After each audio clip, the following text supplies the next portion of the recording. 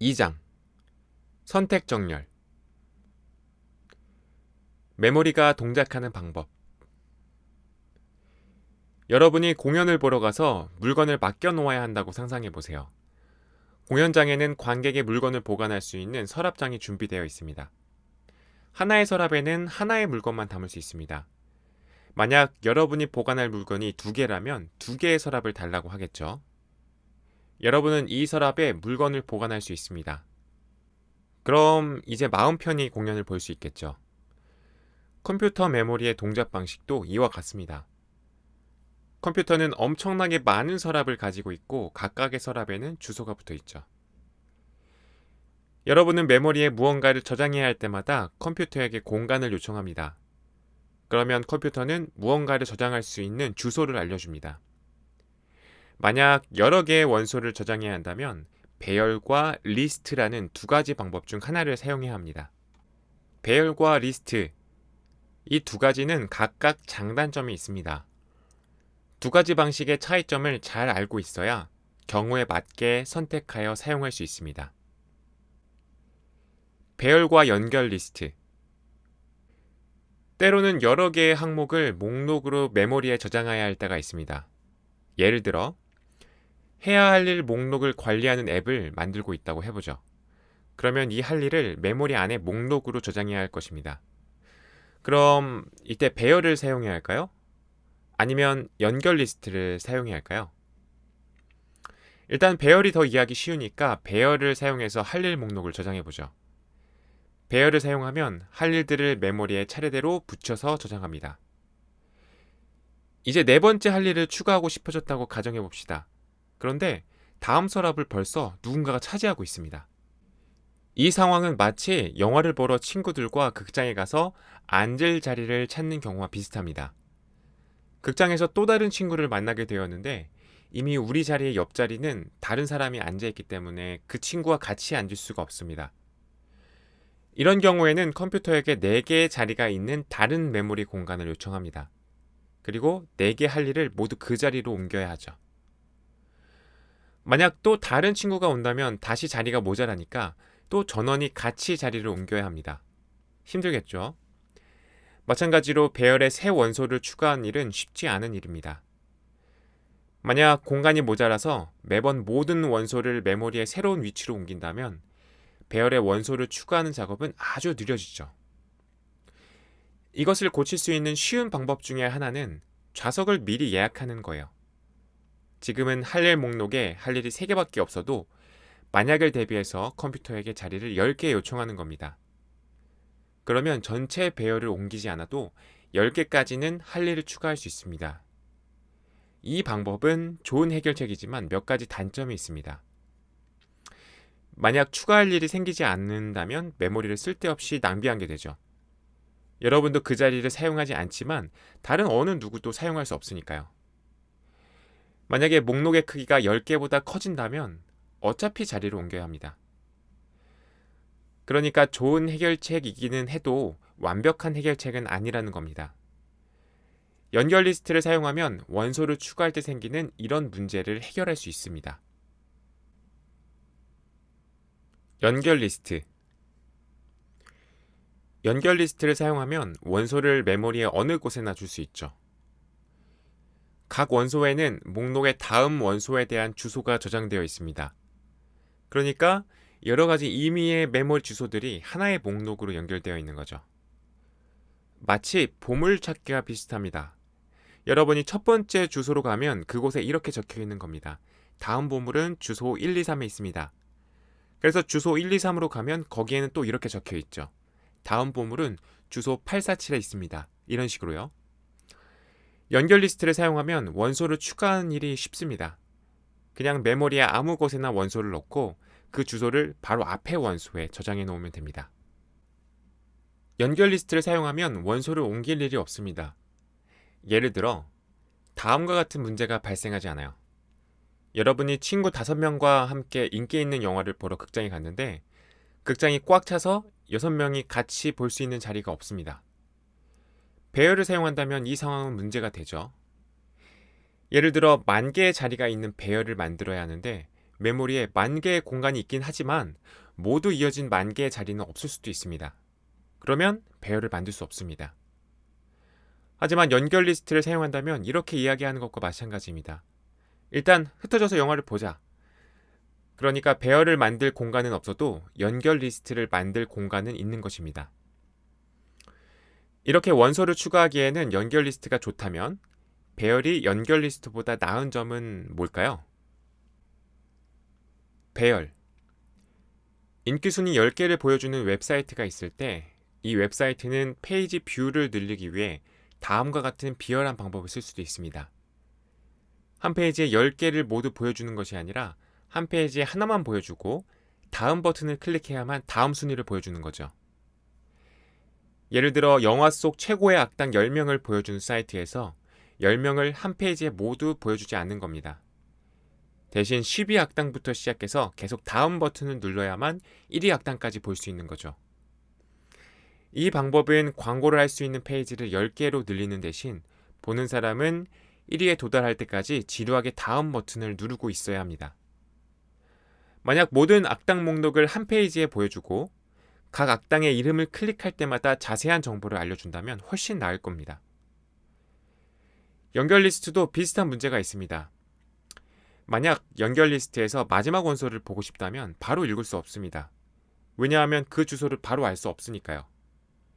대신에 2번 원소의 주소가 적혀있는 1번 원소의 주소로 가야 합니다. 그런 다음 2번 원소의 주소를 알아내어 3번 원소의 주소가 적힌 2번 원소의 주소로 갑니다. 이런 식으로 마지막 원소의 위치까지 가야 합니다. 만약 모든 원소의 값을 한 번에 읽어야 한다면 연결 리스트가 좋지만 특정한 원소만 알고 싶다면 연결 리스트는 최악입니다. 배열은 다르죠. 배열에서는 모든 원소의 주소를 다 알고 있습니다.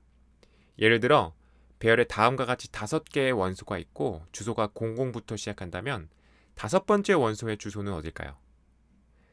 간단한 산수로 계산할 수 있습니다. 답은 04입니다.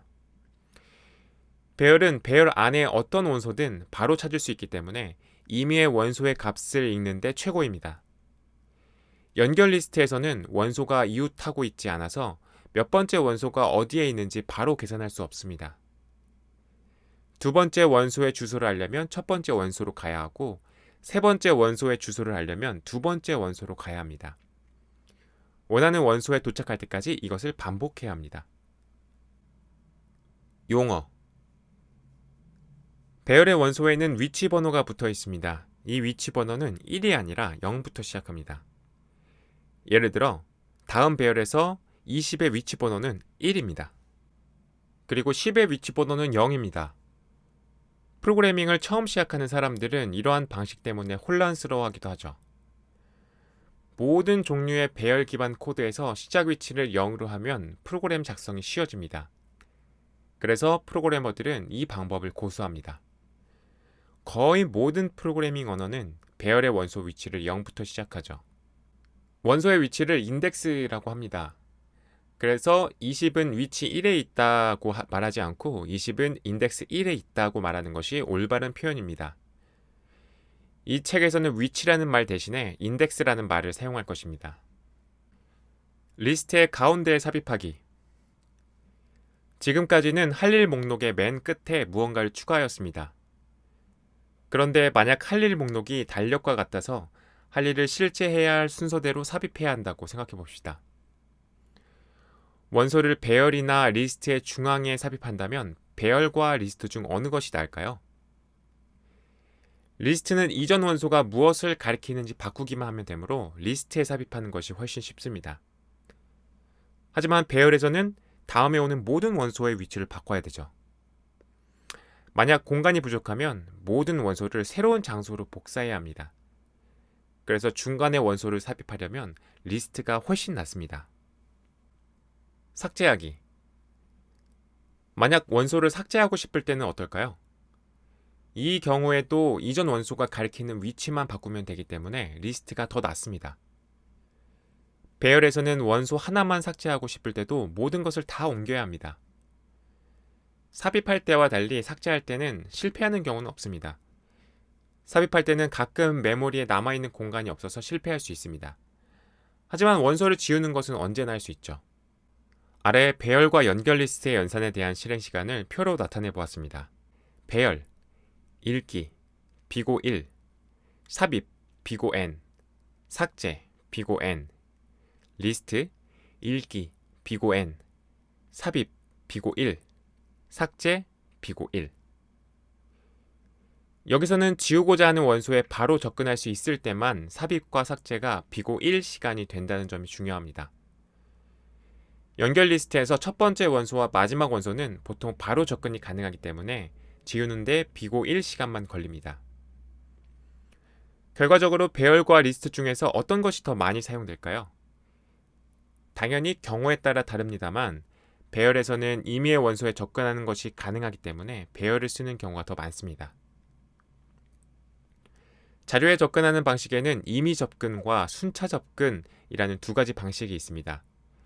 순차 접근은 원소를 첫 번째부터 하나씩 읽는 것을 뜻합니다. 연결 리스트는 순차 접근밖에 할 수 없습니다. 만약 연결 리스트에 있는 10번째 원소를 읽으려면 그 앞에 9개 원소를 모두 읽어서 10번째 원소로 가는 링크를 찾아내야 합니다. 반면에 임의 접근은 10번째 원소로 바로 건너뛸 수 있습니다. 아마도 배열의 읽기 속도가 빠르다는 말을 자주 들어봤을 것입니다. 그 이유는 배열에서는 임의 접근이 가능하기 때문입니다. 임의 접근을 필요로 하는 경우가 많기 때문에 배열을 사용하는 경우가 많은 겁니다. 배열과 리스트는 다른 자료 구조를 구현하는 데도 많이 사용됩니다. 선택 정렬. 이제 두 번째 알고리즘을 공부해 보겠습니다. 바로 선택 정렬입니다. 이 절을 공부하려면 배열과 리스트 그리고 비고 표기법을 이해하고 있어야 합니다.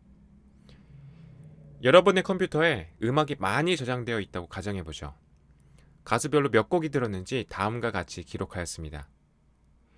이 목록을 가장 많이 들은 것부터 가장 적게 들은 것 순서로 정렬하여 가장 좋아하는 가수 순위를 알고 싶다면 어떻게 해야 할까요? 한 가지 방법은 리스트의 모든 항목을 살펴보고 가장 많이 연주된 가수를 찾아 새로운 리스트에 기록하는 것입니다. 그 다음으로 많이 들은 가수를 찾아서 반복합니다. 이런 식으로 반복하면 정렬된 목록을 얻을 수 있습니다. 이제 컴퓨터 과학자의 입장에서 이 일을 하는데 시간이 얼마나 걸리는지 계산해보죠. 비고 n 시간은 목록의 모든 원소를 한 번씩 건드려야 한다는 뜻이라는 것을 기억하세요. 예를 들어 단순 검색을 할 때는 가수 목록에서 가수를 한 명씩 찾아봅니다. 연주 횟수가 가장 많은 가수를 찾기 위해서는 목록의 모든 항목을 점검해야 합니다. 이때는 방금 보았듯이 비고 n 시간이 걸립니다. 그러니까 비고 n 실행 시간이 걸리는 연산을 n번 해야 합니다. 모두 합해서 비고 n 곱하기 n 시간, 즉 비고 n 제곱 시간이 걸립니다. 정렬 알고리즘은 매우 쓸모가 있습니다. 이제는 전화번호부의 이름, 여행 날짜, 이메일 같은 것에 대해 정렬할 수 있겠죠. 선택 정렬은 깔끔한 알고리즘이지만 빠르지 않습니다. 퀵 정렬은 비고 n 로그 n 시간밖에 걸리지 않는 더 빠른 정렬 알고리즘입니다. 바로 다음 장에서 다룹니다.